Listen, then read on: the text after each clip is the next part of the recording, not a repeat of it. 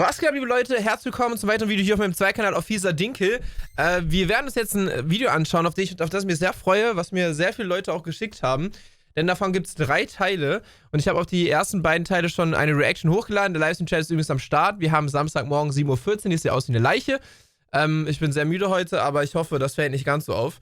Der hat Videos hochgeladen, The Little Things, Call of Duty 1 und 2 und hat wirklich sehr geile Lösungsvorschläge rausgehauen. Hat mich teilweise echt aus den Socken gehauen, wie kreativ und gut die Videos gemacht sind. Und deswegen freue ich mich umso mehr auf Warzone Pazifik.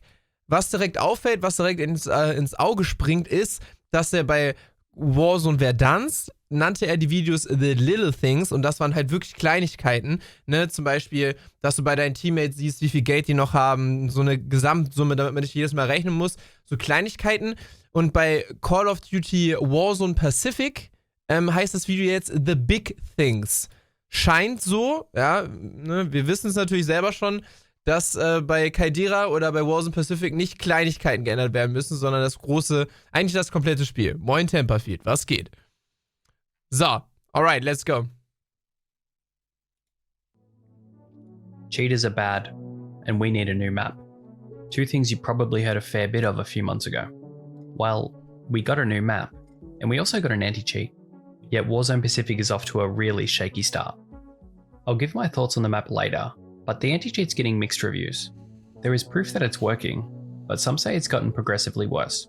I can only talk to my experience.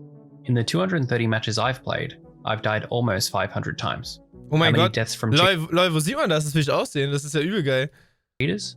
Only 2, both to the same one in the same game. Ah, krass. The biggest problem from Verdansk has essentially been a non-issue for me. And yet, Season 1 of Warzone Pazifik is by far and away the worst season I've ever played. Ja, true.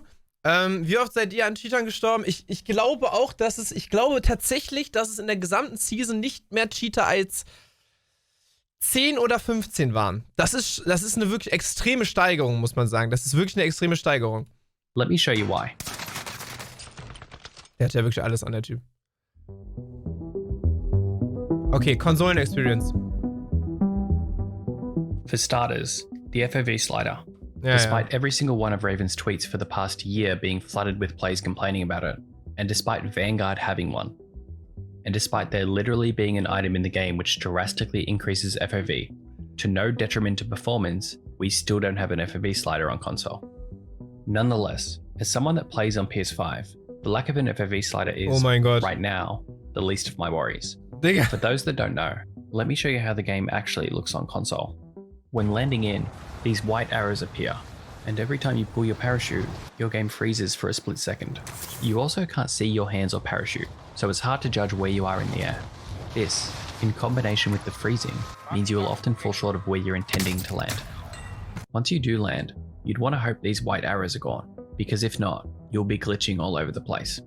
You also wouldn't be at fault for thinking you're playing a PS2 game, because buildings look like this, and because so many things aren't rendered, there are spots where you can see through the entire map. It's no better on the inside of buildings, because it takes a while for everything to load in. It's all there physically, you just can't see it, so you're constantly getting stuck. Aber da wurde doch schon viel gepatcht, oder? In the worst Nein, das war er selber sogar. Das hat er selber aufgenommen. Burter Speed war der Gamer-Tag. case, you'll be shooting directly at an enemy but the bullets aren't hitting. It's because you're actually shooting at an object that hasn't yet appeared on your screen. And did you notice what gun I was using here? Probably not, because you couldn't see it. In fact, you cannot pick up a ground lit weapon without it being totally invisible. When you ADS, your screen will zoom into the appropriate level of your scope, but you don't have a crosshair. Snipers, for instance, look like this. And this isn't for some insignificant amount of time either. Here's an example where it took almost 4 minutes before I could see my gun for the first time. Nice. Also, pretty much every gun on the floor changes once you pick it up. MP40s are rarely MP40s. STGs are anything but STGs. And since you can't see the weapon you're carrying, you'll often start shooting only to realize you're using a different gun. And for those wondering, the Gulag experience closely mirrors everything I've mentioned thus far. When you first spawn in, you can see through the floor because it's not there. What the fuck? And if you get a fight quick enough, you're actually given an advantage because you can see through the walls. Or, put better, it would be an advantage if you could see your gun. Which, to be fair, does happen once every 15 or 20 Gulags. Now this all looks really bad. It is. But everything I've just mentioned is fixable by changing some settings. Digga, aber was wisst ihr, was ich krass finde? Das sind alles, ja so, warte, ihr seht's nicht. Das sind alles seine Clips einfach. Ja? Das sind alles seine Clips. Hier unten steht die ganze Zeit sein Gamertag. Das ist komplett krank. Also, ne, so heißt sein Kanal und unten links steht auch sein Gamertag. If you disable on-demand texture streaming, and if you disable 120 FPS, that'll fix everything I've mentioned thus far. Ja, super. At least on PS5. You can land in with a functioning parachute. Buildings look like they should, furniture is visible, and you can see your gun. However, this solution brought its own problems.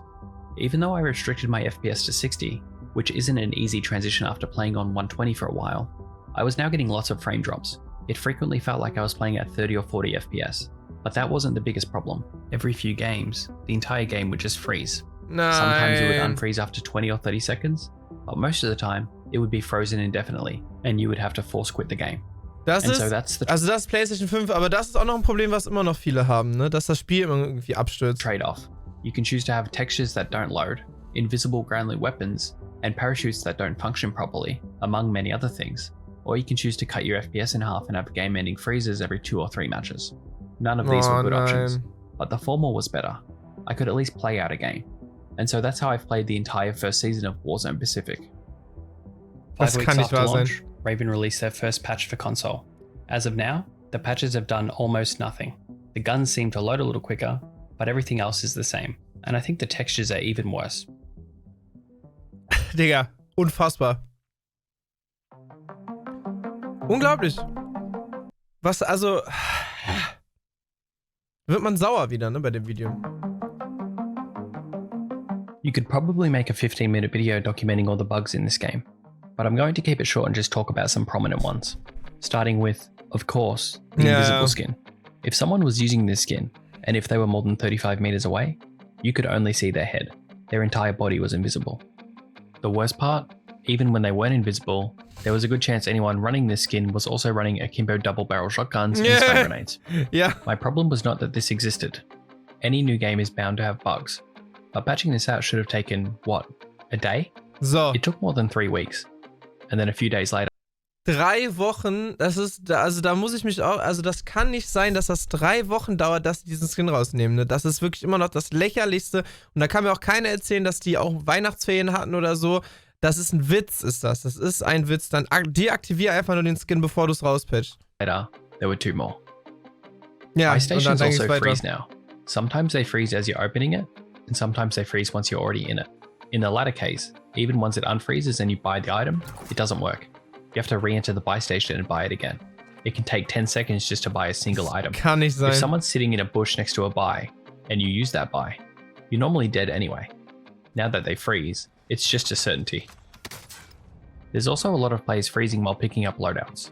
This one hasn't happened to me, but I'd imagine it is just as annoying, if not more so, than the buy station one. There's also a fair few audio bugs in this game. Yeah. One that I kept getting was, once my HP gets very low, my in-game audio becomes muffled. It kinda sounds like your character's ears are blocked. And when this happens, it lasts for the rest of the game. Finally, and most annoyingly, the weapon texture glitch is back. A glitch so bad it covers your entire screen. This has been and gone, what, 5 times in Verdansk? I would have thought that after the 5th time you fix the same. Ich finde es gut, dass der Prezi ins Haus ballert, weil normale Gewehre schießen auch durch Wände. Wie findest du das, dass man unendlich viele Fallschirme hat? Wie findest du, dass man über die Map mit einem Slide-Cancel rennt? Wie findest du, dass man sich healt, ohne irgendwie einen Verband zu nehmen oder so? Wie findest du es, dass man LMGs mit sich rumtragen kann, die viel schwerer sind im echten Leben als im Spiel? Weiß ich nicht, ob das so sinnvoll ist, auf einmal mit Realität zu kommen, wenn es um Präzisionsluftschläge geht oder so. Problem. You probably know how to very quickly fix it the 6th time. Not the case here, because I'm still getting this bug as of the making of this video, more than 6 weeks after launch. Moin, DH. Ist es eigentlich auf Rebirth die ganze Zeit auch so schlimm gewesen oder ist es besser geworden auf Rebirth? Weil hier hatte gerade auch richtig viele Rebirth-Clips drauf, aber Rebirth konnte man ganz normal weiterspielen, oder?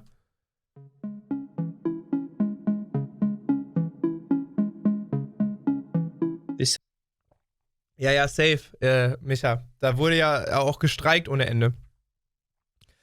Aber es geht trotzdem nicht. Section is very easy. The new ground-based vehicles in this game suck. They're obnoxiously loud. They get stuck on everything. Diese scheiß Fahrzeuge, Alter. And they're incredibly slow. As such, they barely make moving around the map any easier. And since guns with 10 attachments still have very little recoil, it's very easy to shoot people out of them. They're pretty Schau mal nach Paintball-Slide-Cans auf YouTube. Schau mal nach Soldat-Slide-Cans in Afghanistan, Raladino. much useless. Planes, on the other hand, are the most overpowered thing that's ever been in Warzone. Someone decided to give them a gun with infinite ammo that automatically locks onto targets, which are all highlighted on your screen. What this means is that players can get 15 kills in the first minute by shooting people floating in. Players have gotten around 50 kills in a single match just using a plane. From the perspective of someone on the ground, there is very little counterplay. You can shoot them down with your gun, but it might take a while assuming you don't die in the process. You'll need to hit around 110 bullets with the current day STG. You can shoot them down with these anti-aircraft vehicles, but good luck finding someone that wants to drive one of these things around. What's worse, there's no way to react once you get shot or even anticipate one coming. Ja, stimmt. Du bist so schnell gestorben, I never oder? heard the plane. If they survive, they'll rejoin. Listening back a couple of times, the sound of the engine is there, but it's very slight. If they survive, they'll rejoin. It's probably Sofort not tot something einfach. you'll notice in game. As such, Einfach sofort gestorben. unless you're looking up in the sky, there's a good chance you won't know a plane's even coming before you're already dead. Aber das wurde ja zum Glück schon gepatcht jetzt. Said, it's not surprising what a lot of players are doing. They get in a plane, and they stay in it for as long as they possibly can. You can see this for yourself. Next time you get killed by one, spectate the pilot until they jump out. You might be watching them fly up and down for 15 minutes. The solution here is really easy. Just take the guns off the planes. Helicopters never allow the pilot to shoot people, and they've worked perfectly. The planes don't need guns. Ey, Junge. Of course, if you play on console, your experience with planes might not be so smooth. Oh, On PS5, every time I start flying, these red boxes appear. The audio cuts out, and the entire screen zooms in. Any movement in this state will send your plane off screen as though you're no longer controlling it. I don't think the controls change during this state, but that's what it feels like. Also, the Verdansk vehicles, which always worked perfectly before Caldera, are now a little broken on console. For example, when flying a heli, you sometimes get the same red boxes, and when this happens, you get this never before seen front-on view. Note the timer running smoothly. There was no lag here. It's just another part of the console experience. Es ist ja also es ist ja komplett kaputt gewesen, das Spiel. Das ist ja wirklich krank. Moin, Mario.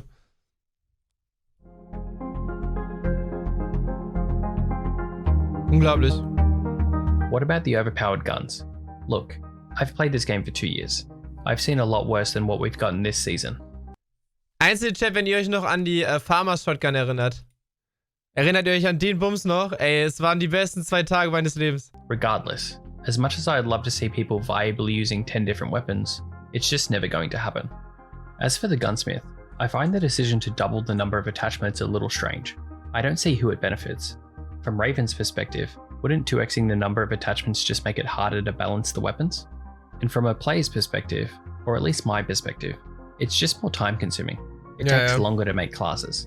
I do like the permanent slot for fully loaded. That's pretty cool. But for everything else, what's really the difference between a muzzle that helps with recoil control and a grip that helps with recoil control? Now, I wouldn't have even mentioned the attachment in Aber man muss auch dazu sagen, dass es ja nicht Ravens Ding ist, sondern der Publisher von dem Call of Duty, was sich dann darauf bezieht, ne? increase if you could create mods for Vanguard weapons. With Modern Warfare and Cold War weapons, after you choose your attachments and camo and reticle, you can save the build. If you want to put this weapon on a different class, click on the gun, click on its armory, das ist so and choose your nervig, build. Alter. Unfassbar, dass es immer noch nicht drin ist. Since you can't do this with Vanguard weapons, every time you make a new class, you have so to dumm. rebuild your weapon from the start. And with 10 attachments, it just takes that little bit longer. And what about the loadout drops themselves? Let's start with the subtle change of the free loadout spawn time. Loadouts spawn close to you but always inside the white circle. On Verdansk, they would drop at the end of the first zone, meaning you were always close to the circle because the gas pushed you in. And so loadouts always landed within 100 or so meters of your squad, assuming your teammates were close by. On Caldera, it's different. They drop at the start of the second zone. Since the circle shifts in, Das ist das Schlimmste. Es ist ja nicht nur die Änderung, dass du kein Loadout kaufen kannst. Es ist genau das, was er jetzt sagt. Wirklich, da wäre ich schon wieder sauer, wenn ich mir das angucke, Alter. Wer hat sich das ausgedacht? Nochmal von vorne. On Verdansk, they would drop at the end of the first zone, meaning you were always close to the circle because the gas pushed you in. Ja. And so loadouts always landed within 100 or so meters of your squad, Yeah. assuming your teammates were close by. Ja. On Caldera, it's different. They drop at the start of the second zone. Since the circle shifts in, it means anyone at the edge of the zone has to travel further to get the free loadout. If you're unlucky, Digga, da musst du einfach bis hier hinlaufen. Wer hat sich das denn ausgedacht, Alter? it means anyone at the edge of the zone has to travel further to get the free loadout. If you're unlucky and the zone pulls very far away, you might have a 700 or 800 meter journey ahead. I don't know why they did this, but it's a horribly unnecessary change. Also, Unnötig. Unnötig. in the regular BR mode, they removed the second free loadout altogether. Does anyone know why? I can't think of a good reason. The bigger change to loadouts was removing the ability to purchase one prior to the first free loadout drop. On Verdansk, if you were lucky with the loot, you could have a loadout within a minute or two, certainly man. within 3 minutes pretty much every game. Now, since it takes almost 7 minutes for the first free loadout to drop, that's the minimum amount of time before you can get a loadout. In other words, someone sat down and said, 6 Minuten und 81 Sekunden. Der Channel heißt Brata Speed. Auf Verdansk 2 Minuten. Das tut mir ein bisschen. Wisst ihr, Leute, hier. Da tut es mir ein bisschen weh, wenn ich dieses Video nochmal schaue. Und das ist für mich immer noch die schlimmste Änderung. Das ist für mich immer noch die schlimmste Änderung, die jemals in das Spiel reingebracht wurde. Von 2 Minuten 66 Sekunden auf 6 Minuten und 81 Minuten. let's take the best thing about our game, and instead of allowing players to continue to have it within 2 or 3 minutes, let's make everyone wait 7 minutes. That'll be well received. Die beste Änderung, also das ist das Krasseste, was Warzone ausgezeichnet hat. Das Krasseste, was Warzone ausgezeichnet hat. Dass du dir deine, also das hat auch von den Battle Royale von allen anderen unterschieden. Du kannst dir selber Waffen zusammenstellen und sie dann in einem Battle Royale spielen. Und das haben sie einfach genommen.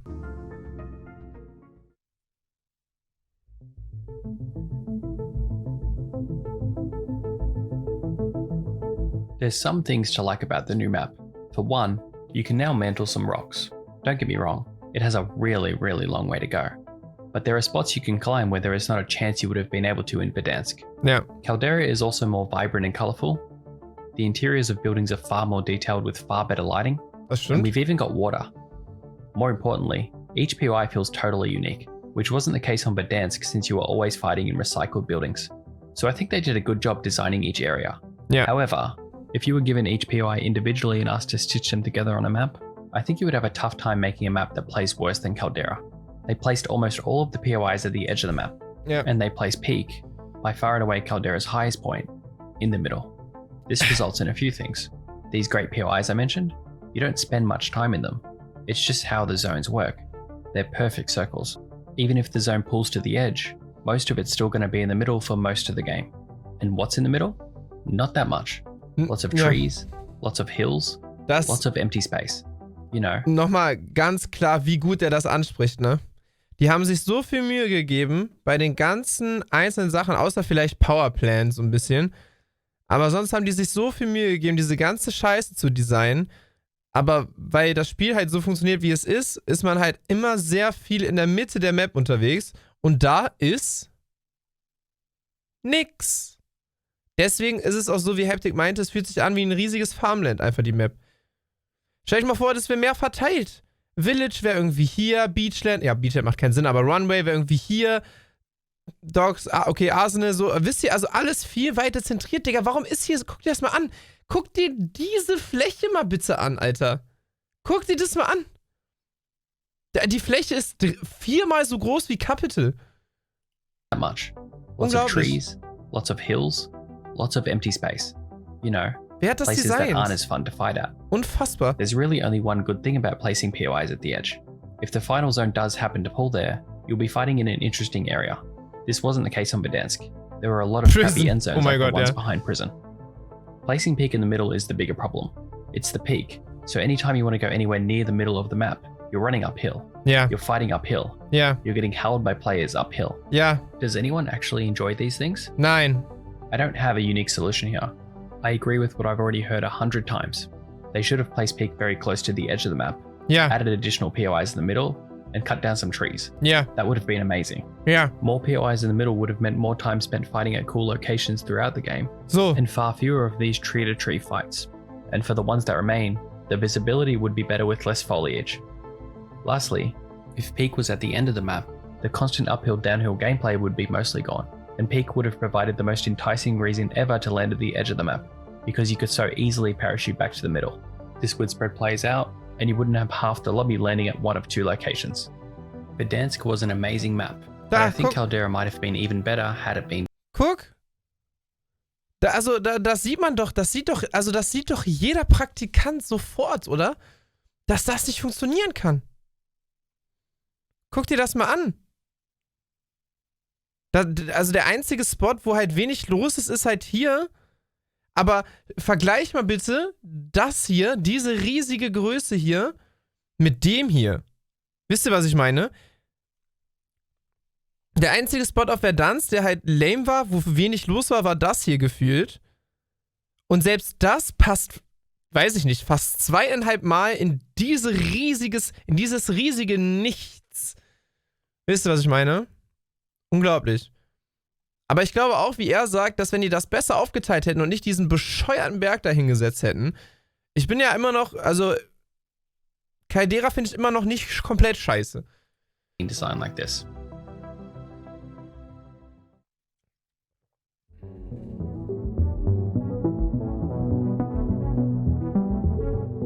I was originally planning on making this video as a retrospective on what went wrong in Season 1. This is because these videos take a while, and I assume most of the issues would be fixed by the time I could finish. But there was no need. More than 6 weeks later, and the game is pretty much just as bad as it was on day 1. Unglaublich. Luckily, before the delayed release of Season 2, there are some really easy changes to be made. Take the guns off the planes, Yeah. and Vanguard Royale is suddenly playable. Ja. Fix a bug you've already fixed 5 times. Let everyone save weapon mods so Mein it doesn't Bock hier. take 5 minutes to make a class. Ja. Change back the free loadout spawn time and allow players to purchase loadouts. Ja. This one, alone, makes the game, at least, 50% better. Ja. And here's one I didn't mention.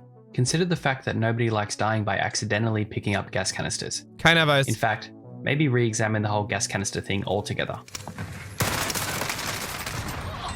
Unglaublich. I'm not sure they'll have time to fix all the Nein, dieser Tod, Alter. Ey, nein, das kann nicht sein. Ich würde durchdrehen. Oh mein Gott. gas canister thing altogether. Nein, das kann nicht sein. I'm not sure they'll have time to fix all the console problems, but aside from an FOV slider, the console experience was okay on Verdansk. Surely they can replicate it on Caldera soon enough. On a positive note, there were some much welcomed additions at launch, and I still think Ja, das Warzone stimmt. Pazifik, maybe a little ways down the road, has potential to be a really good BR. But if the current track record of taking 3 weeks to patch an invisible skin is anything to go by, it'll never come close. Ja? Moin Biertester. Gutes Video. Gutes Video. Hier ist der Link für den Chat. Schaut da mal vorbei und ja, lasst eine positive Wertung und Kommentar da. Ciao, ciao.